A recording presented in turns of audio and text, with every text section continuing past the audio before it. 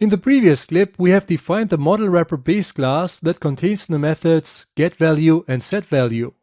Now let's see how we can also move parts of the validation to that model wrapper base class. So for now, let's comment out this validate property method here, and let's also comment out the validate property method call.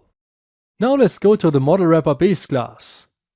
When a property is set, the setValue method is called. So inside of that method, I call a method validate property internal, and I pass in the property name. I press Ctrl dot to generate that method, and I move it to the end of the model wrapper class. Now what do we need to do to validate the property that we have received here? First, we need to clear the errors by calling our clearErrors method. Then we grab the errors by calling a validate property method that we don't have yet. We just pass in the property name.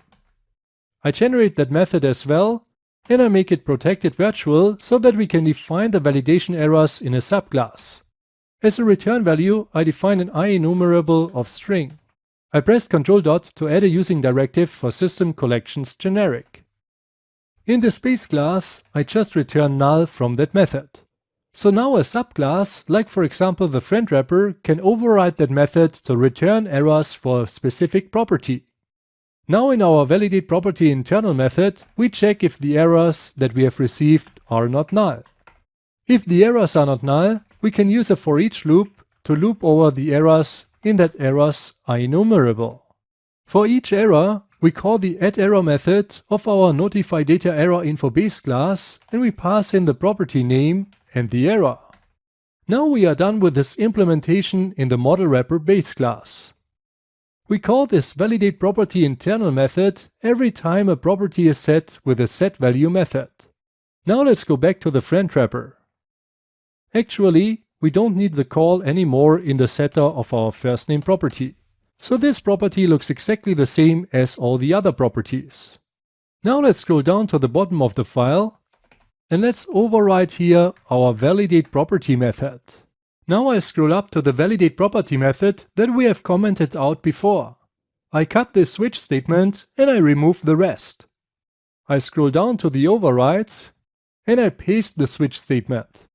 Now this looks quite good, but instead of calling the addError method here, we should return an IEnumerable with the errors from that validate property method. So here I can just use the yield return statement, and we are done. Now we have a very clean way to add validation errors for a model wrapper. So you see the plain properties in the friend wrapper look very clean. And now we have this additional validation logic with our validate property method.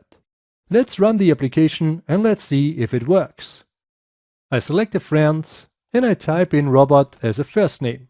Great, the expected validation error is displayed.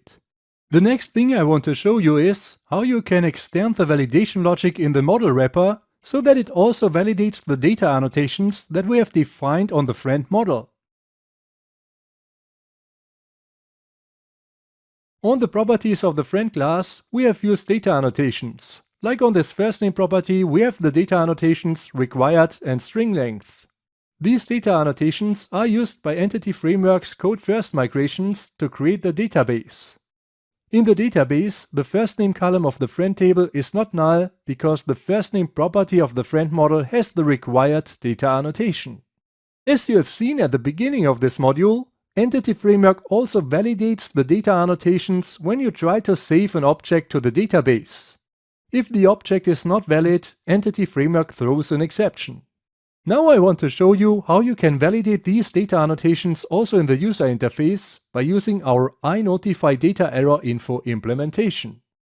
To validate by using data annotations, you need to use three classes: the validator class, the validation context class, and the validation result class. I will show you now in a demonstration how you can use these classes. You will learn how to validate by using data annotations. Let's switch to Visual Studio. Before we implement the logic, let me open up the friend model. Here you see the different data annotations on the properties. These attributes are defined in the namespace System Component Model Data Annotations. On the email property, I add an additional data annotation that is called email address. This data annotation allows us to check if this email property contains a valid email address. Now let's open up our model wrapper class and let's see how we can put the data annotation validation into this class. As you have seen in this module, when a property is set, this setValue method is called. And in this setValue method, we call the validate property internal method. When I scroll down to that validate property internal method, you can see that we clear the errors and then we call the validate property method that can be overridden by subclasses, like for example the friend wrapper class. So now let's just add a comment here. We first say validate data annotations, and then in a second step, we validate custom errors. This is what we do already. We validate custom errors. To validate the data annotations, we need to use the validata class. I press Ctrl- and I need to using for system component model data annotations.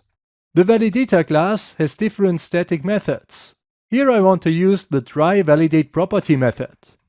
As you can see, this method takes a value, a validation context, and a collection with validation results. So the first thing we need is the value for the property. So let's define here a new parameter of type object and we call it current value. Now we can pass this current value parameter to the try validate property method. Let's scroll up a bit and let's provide that value here in our setValue method where we call the validate property internal method.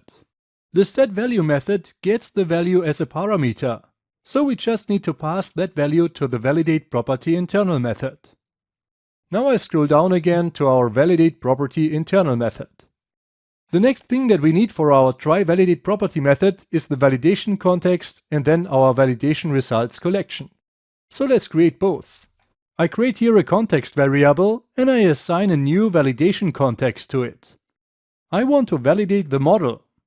On the validation context, I set the member name property to our property name that we want to validate.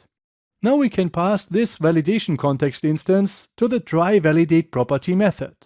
Then I need to specify validation results. So I declare here another variable that I call results, and I assign a new list of validation results to it. Now I just pass in this results list to the try validate property method. After this try validate property method, the results collection will contain the validation results. That means we can just loop with a for each loop over these results. And in the for each loop, we call our addError method for that property name and we add an error. The result has an error message property that we pass to that addError method. Now the validation with data annotations is already done. Before we start the application, let's refactor our code a bit. Because when you start numbering your comments like I did here, you should think about a refactoring. So let's scroll down to the bottom part here and let's just mark this whole code block. I get the light bulb, I press Ctrl- and I can say extract method. I call the method validate custom errors. I scroll up a bit and I mark this code block that we have just written. I press Ctrl- again and I choose extract method and I call it validate data annotations. And now I think you agree that we don't need the comments anymore. Now let's run the application and let's see what happens. I select a friend, I type in Robert, and we get our custom validation error. I remove the first name completely and we get the error the first name field is required. This error comes from the required data annotation. Now let's also check the string length. Okay, now I have 50 characters and now let's type another character and I get an error. The field first name must be a string with a maximum length of 50. Great, this works as well. Now let's check the email. I type in Thomas and I get the error, the email field is not a valid email address. As soon as I have a correct email address, the error disappears. But here we have still one bug. When I remove the email, I get the error again. The reason is, now the email field is an empty string, and an empty string is not a valid email address, but null is a valid email address. So if this text box is empty, we should set the email property of our friend model to null. We can do this very easy by using the target null value property on the data binding. So let me open up the friend detail view. Here in the friend detail view, you can see the text box that binds to the email property of the friend. Now on that binding, let's set the target null value property, and we just set it to an empty string. The target of this data binding is the text property of the text box. When this text property contains an empty string, like we have defined it with the target null value property, the binding will write the value null to the source, which is the email property of the bound friend object. So now our validation should work correctly when we empty the email field again. Let's select a friend. I type in Thomas, I get an error. I remove the value again, and now you see the validation error disappeared. Great, so we are done with the validation in our friend organizer application. The last thing I want to show you in this module is how you can disable the save button if the friend object is in an invalid state.